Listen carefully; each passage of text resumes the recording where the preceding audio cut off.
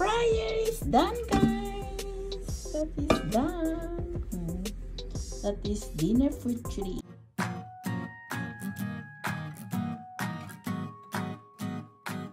So, good afternoon to everyone.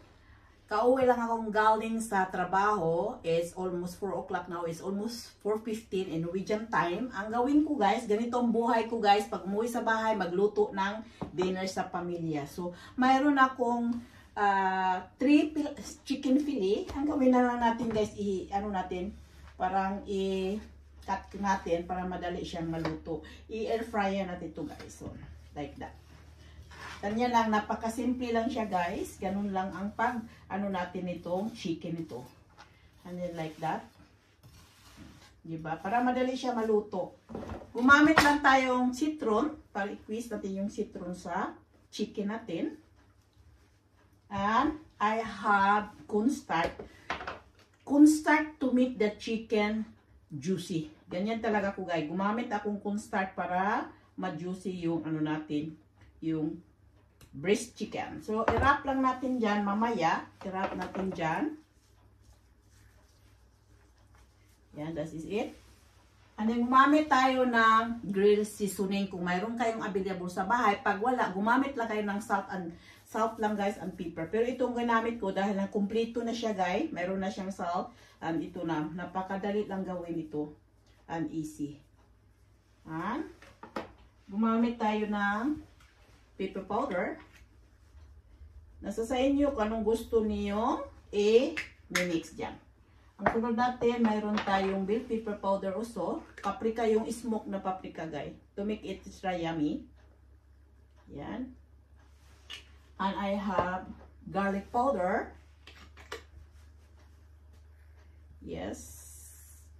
Of course, I have chili powder. Kung gusto niyo mayroon medyo maanghang luto niyo, pwede lagyan niyo yung chili powder. Nasa sa inyo na yan, guys, di ba?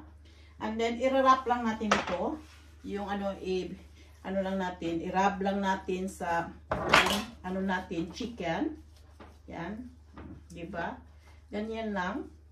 So, naka-wrap na yan, guys. Ang sunod natin gawin, ilagay natin, mayroon tayong baking foam na papel para i-air fryer natin mamala. So, isit aside lang natin ito and then put here.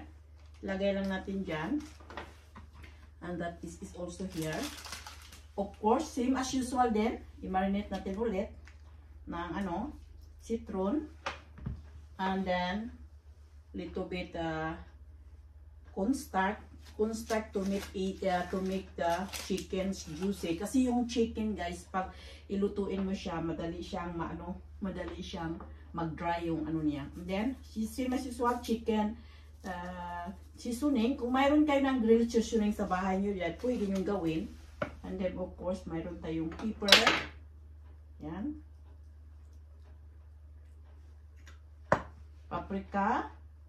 Yung bell pepper na and then mayroon tayong garlic. Garlic, guys, napakasarap. Kung mayroon kayo lang available sa bahay, and then chili powder. Yung chili powder is the best. And then i-wrap lang natin ito. Yan. And this is it, guys. I-ready na natin ito na yung, guys. Yan. I-ready natin ito sa air fryer. So, that is my air fryer. So, next natin gawin, guys, gumamit tayo ng sauce. Mayroon tayong oil. The bowl here. Gumamit lang tayong oil. Yung mga 1 teaspoon oil, guys. Tansya lang, guys. Yan. And a little bit soy sauce. And mayroon tayong ketchup.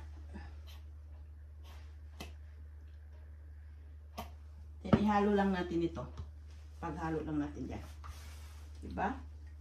And then, ilagay natin sa ibabaw ng, that is it, to make it extra yummy. Kanya lang, napakasimple lang itong luto. Pero napakasarap siya. So, ito na siya, guys. I-grill na natin. This chicken breast, I marinated already. So, air fryer natin this one, guys. So, fryer. And then start. 30 minutes. The air fryer is done, guys. That is done. That is dinner for today.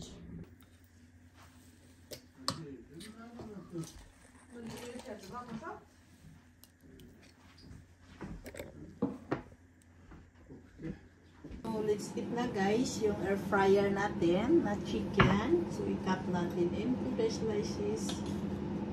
Napaka-juicy. Eat with rice.